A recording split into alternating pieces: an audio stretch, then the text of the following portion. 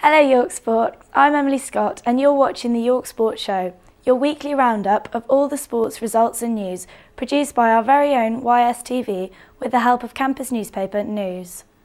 As this is our first ever show, we only have video footage from the home games this week. However, we'll be in touch as to how you can cover your own matches and exploits and get them here every week.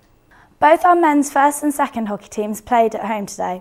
Recording their first victory of the year, the men's hockey first team progressed comfortably into the second round of the revamped Bucks Cup competition with a 2-0 win against Leeds University Fourths. A goal by Andy Harris on the stroke of half-time was a just reward for York's first half dominance.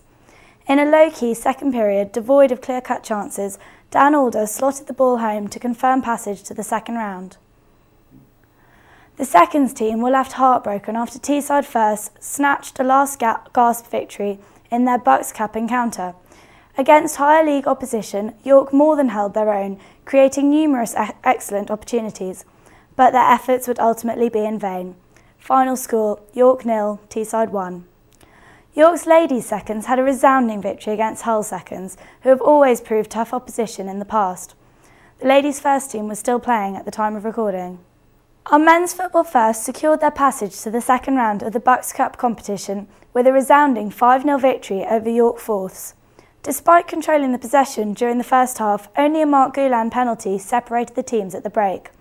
However, in the second period, the first ran riot, with further goals from Gray Gardner, Mark McLeod, captain Matt Witherick, and finally a Mark McLeod penalty. The men's seconds scored a narrow victory against their Teesside rivals, winning 6-5 on penalties after going to 3-3 in extra time.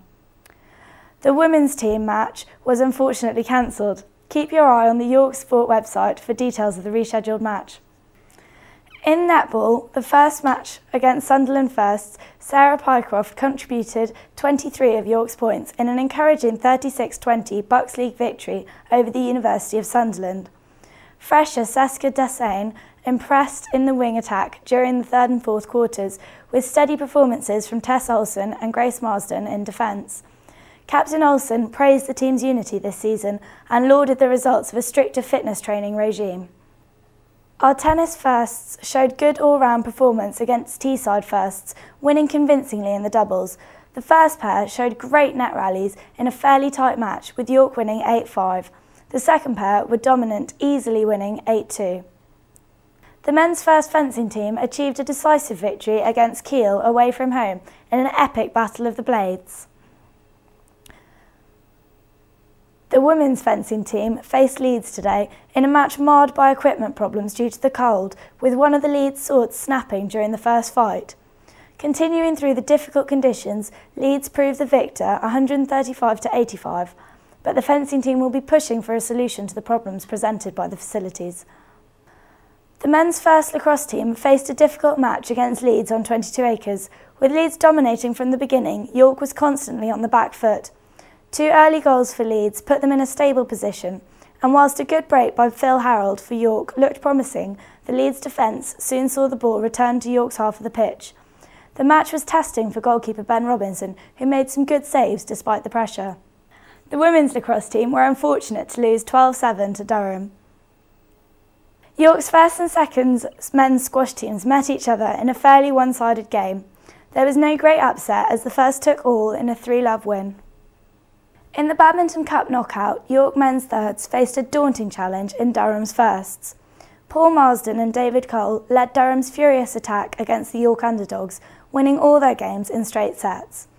This poor start proved impossible to shake off, and the rest of the York third doubles teams were defeated, with the only real chance had by singles player Chris Watson, who strung together a 10-point streak in his second set, only to lose 21-12.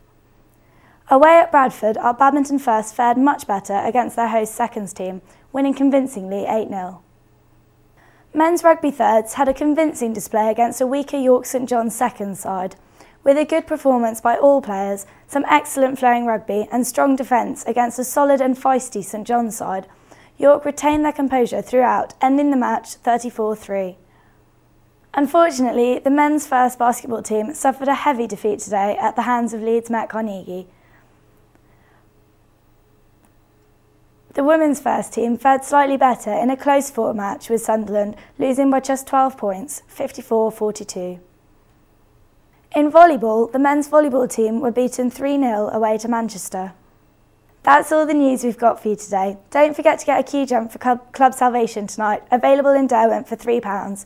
And make sure you keep your eyes open for information about how you can submit your own news for this show. I've been Emily Scott, and from everyone at YSTV, News, USU and York Sport, we hope you have a great night.